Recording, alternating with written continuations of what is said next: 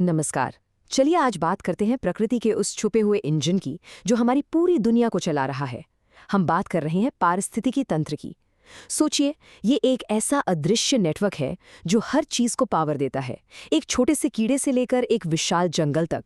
कभी आपने सोचा है कि एक शांत सा दिखने वाला तालाब या फिर एक घना जंगल, आखिर ये सब अपने आप चलते कैसे हैं? कौन सी ताकत है जो इन जगहों को इतना जिंदा और परफेक्टली बैलेंस्ड रखती है? चलिए आज इसी मजेदार पहेली को सुलझाते हैं। तो आज के इस सफर में हम क्या-क्या देखने वाले हैं? सबसे पहले कि भाई ये पारिस्थितिकी तंत्र है क्या भला? फिर इसकी बनावट और काम करने का तरीका समझेंगे। हम देखेंगे कि इसमें एनर्जी बनती और बढ़ती कैसे है। और आखिर में इकोलॉजिकल पिरामिड की मदद से पूरी कहानी को एक साथ जोड़ देंगे। तो चलिए शुरू करते हैं। इस इंजन को समझने की पहली सीढ़ी है इसका सबसे बेसिक सवाल, आखिर एक इकोसिस्टम होता क्या है? तो सीधी सरल भाषा में कहें तो एक इकोसिस्टम बस एक ऐसी जगह है जहां जिंदा चीजें, सोचिए पेड़ पौधे, जानवर और बेजान चीजें जैसे पानी, मिट्टी, सूरज की रोशनी आपस में बातचीत करते हैं। ये सब एक दूसरे से जुड़े हुए हैं और इसी जुड़ाव से पूरा सिस्टम चलता है। It's all about those interactions. और मजे की बात यह है कि ये सिस्टम किसी भी साइज के हो सकते हैं, पानी की एक बूंद से लेकर एक छोटे से तालाब तक, या फिर एक बहुत बड़े जंगल से लेकर पूरे समुंदर तक। सच तो ये है कि हमारी पूरी पृथ्वी ही अपने आप में एक बहुत बड़ा ग्लोबल इकोसिस्टम है। और मोटे तौर पर हम इन्हें दो हिस्सों में बांटते हैं। एक वो जो जमीन पर है यानी टेरेस्ट्रियल, और दूसरे जो पानी में है यानी एक्वाटिक। ठीक है, तो अब जब हम जान गए हैं कि इकोसिस्टम क्या है, तो चलिए अब इसके अंदर झांकते हैं और देखते हैं कि इसकी बनावट कैसी है और ये काम कैसे करता है। सोचिए कि हर इकोसिस्टम 4 मजबूत खंभों पर खड़ा है। पहला है प्रोडक्टिविटी यानी एनर्जी बनाना, दूसरा है डीकॉम्पोजिशन मतलब कचरे को रिसाइकिल करना, तीसरा है एनर्जी फ्लो यानी एनर्जी को एक से दूसरे तक पहुंचाना, और चौथा है न्यूट्रिएंट साइक्लिंग मतलब जरूरी पोषक तत्वों को घुमाते रहना। अगर इनमें से एक भी खंभा हिलाना तो पूरा का पूरा सिस्टम गड़बड़ा सकता है। इसकी बनावट में एक और बड़ी दिलचस्प चीज है जिसे कहते हैं स्ट्रैटिफिकेशन। ये सुनने में थोड़ा मुश्किल लग सकता है पर है बहुत आसान। एक जंगल की कल्पना कीजिए। सबसे ऊपर आपको मिलेंगे ऊंचे ऊंचे पेड़, है ना? फिर उसके नीचे की लेयर में होती हैं झाड़ियां, और सबसे नीचे जमीन पर होती है घास और छोटी मोटी जड़ी बूटियां। बस इसी वर्टिकल लेयरिंग को हम स्ट्रैटिफिकेशन कहते हैं। ओके, अब असली मजा आने वाला है। चलिए अब चलते हैं इकोसिस्टम के इंजन रूम में। यहाँ हम देखेंगे कि आखिर एनर्जी बनती कैसे है और जो कुछ भी वेस्ट होता है वो वापस यूज करने लायक कैसे बनता है। देखिए, यहाँ एक सिंपल सा फॉर्मूला है, GPP minus R equals to NPP. अब ये क्या है? मान लीजिए एक पौधा एक शेफ है, वो सूरज की रोशनी से ढेर सारा खाना बनाता है। ये है जीपीपी यानी ग्रॉस प्राइमरी प्रोडक्टिविटी। लेकिन उसे खुद को जिंदा रहने के लिए भी तो एनर्जी चाहिए, है ना? तो वो अपने बनाए खाने का कुछ हिस्सा खुद खा लेता है। ये है आर यानी रेस्पिरेशन लॉस।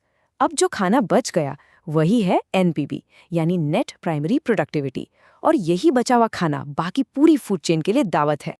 अब ये देखिए, ये बहुत मजेदार है।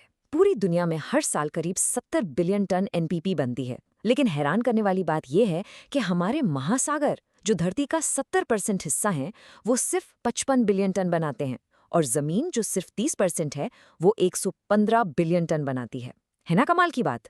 अब आप सोचेंगे ऐसा क्यों? भाई क्योंकि समुद्र के ज्यादातर हिस्सों में न्यूट्रिएंट्स यानी पोषक तत्वों की कमी होती है। तो एनर्जी बन गई। अब बात करते हैं प्रकृति के अपने रिसाइकलिंग सिस्टम की यानी डीकम्पोजिशन की। सोचिए, ये प्रकृति की सफाई और रिसाइकलिंग करने वाली टीम है। इसमें होते हैं छोटे छोटे जीव जैसे बैक्टीरिया और फंगस। इनका काम है मरे हुए पेड़ पौधों और जानवरों को तोड़कर उनके पोषक तत्वों को वापस मिट्टी में मिला देना, ताकि नए पौधे उन्हें फिर से इस्तेमाल कर सकें। और ये डायग्राम देखिए, ये इस पूरे साइकिल को कितने अच्छे से समझा रहा है। एक पत्ता पेड़ से गिरता है, केंचुए और दूसरे छोटे जीव उसे छोटे छोटे टुकड़ों में तोड़ते हैं, और फिर बैक्टीरिया और फंगस अपना काम करते हैं। नतीजा, सारे पोषक तत्व वापस मिट्टी में मिल जाते हैं और पेड़ की जड़ों तक पहुंच जाते हैं। यही तो प्रकृति का कमाल है, यहाँ कुछ भी बेकार नहीं जाता। ये जो पूरा प्रोसेस है ना, ये कुछ स्टेप्स में होता है। सबसे पहले होता है विखंडन, जिसमें केंचुए जैसे जीव बड़े टुकड़ों को छोटा करते हैं। फिर निक्षालन, अपक्षय और ह्यूमिफिकेशन होता है, जिसमें बैक्टीरिया और फंगस उस मटेरियल को और ज्यादा तोड़कर एक गहरे रंग का पदार्थ बनाते हैं जिसे ह्यूमस कहते हैं। और आखिरी स्टेप है खनिजीकरण, जिसमें पोषक तत्व वापस मिट्टी में रिलीज हो जाते हैं पौधों के इस्तेमाल के लिए। तो अब तक हमने ये समझ लिया कि एनर्जी बनती कैसे है।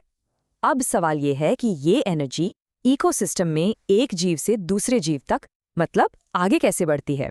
चलिए देखते हैं। इसे समझने का सबसे आसान तरीका है एक फूड चेन। देखिए, घास सूरज से एनर्जी लेकर अपना खाना बनाती है, तो वो हो गई प्रोड्यूसर। अब बकरी घास को खाती है तो वो हो गई प्राइमरी कंज्यूमर। और फिर अगर इंसान बकरी को खाता है तो वो हो गया सेकेंडरी कंज्यूमर। देखा आपने, एनर्जी का फ्लो हमेशा एक ही दिशा में होता है, प्रोड्यूसर से कंज्यूमर की तरफ। लेकिन अब आती है कहानी में सबसे हैरान करने वाली बात। जब बकरी घास खाती है ना, तो उसे घास की सारी एनर्जी नहीं मिलती, उसे मिलती है सिर्फ 10%। जी हाँ, सिर्फ 10%। बाकी 90% एनर्जी गर्मी के रूप में वेस्ट हो जाती है। इसे कहते हैं 10% का नियम। और यही वो वजह है कि कोई भी फूड चेन ज्यादा लंबी नहीं हो सकती। क्यों? क्योंकि हर स्टेप पर एनर्जी इतनी कम हो जाती है कि आगे कुछ बचता ही नहीं। अब इस पूरे स्ट्रक्चर को, इस एनर्जी के फ्लो को विजुलाइज करने का एक और बहुत ही शानदार तरीका है, और वो है इकोलॉजिकल पिरामिड। ज्यादातर मामलों में ये पिरामिड हमेशा सीधे होते हैं। इसका मतलब क्या है? इसका मतलब ये है कि सबसे नीचे यानी बेस पर प्रोड्यूसर्स जैसे घास सबसे ज्यादा होते हैं, फिर उनसे कम होते हैं उन्हें खाने वाले, और उनसे भी कम होते हैं उनको खाने वाले। तो ये एक सीधा पिरामिड बन जाता है, चाहे हम संख्या की बात करें, बायोमास की या एनर्जी की। लेकिन क्या ये हमेशा ही सीधा होता है? इसका जवाब है नहीं। कभी कभी बायोमास का पिरामिड उल्टा भी हो सकता है। अब आप सोच रहे होंगे, ये कैसे मुमकिन है? चलिए इसको एक कंपैरिजन से समझते हैं। एक घास के मैदान में देखिए, यहाँ घास का कुल वजन यानी बायोमास उसे खाने वाले हिरनों से कहीं ज्यादा होता है, तो पिरामिड सीधा बना। लेकिन अब समुद्र में देखिए, यहाँ किसी भी एक पल में छोटी मछलियों का बायोमास उन्हें खाने वाले फाइटोप्लैंक्टन से कहीं ज्यादा होता है। ये पिरामिड तो उल्टा हो गया। ऐसा इसलिए है क्योंकि फाइटोप्लैंक्टन की लाइफ बहुत छोटी होती है, वो बहुत तेजी से पैदा होते हैं और उतनी ही तेजी से खा लिए जाते हैं। लेकिन एक पिरामिड ऐसा है जो कभी किसी भी हालत में उल्टा नहीं हो सकता, और वो है एनर्जी का पिरामिड। ये हमेशा हमेशा सीधा ही रहेगा। क्यों? क्योंकि अभी अभी हमने 10% का नियम पढ़ा। हर लेवल पर 90% एनर्जी खत्म हो जाती है, तो ये तो हो ही नहीं सकता कि ऊपर वाले लेवल पर नीचे वाले से ज्यादा एनर्जी हो। इम्पॉसिबल। चलिए, बहुत कुछ सीख लिया हमने, तो अब समय है एक छोटे से टेस्ट का। देखते हैं आपको कितना याद रहा। तो सवाल आपके लिए ये है, पौधे कार्बन डाइऑक्साइड को फिक्स करते हैं, मतलब उसे खाने में बदलते हैं। इस वजह से उन्हें क्या कहा जाता है? सोचिए, इसका जवाब ही तो पूरे इकोसिस्टम की बुनियाद है। तो अगली बार जब आप किसी पार्क, जंगल या तालाब को देखें ना, तो सिर्फ पेड़ पौधे और जानवर मत देखिएगा। याद रखिएगा कि आप प्रकृति के एक चलते फिरते शानदार इंजन को देख रहे हैं। धन्यवाद।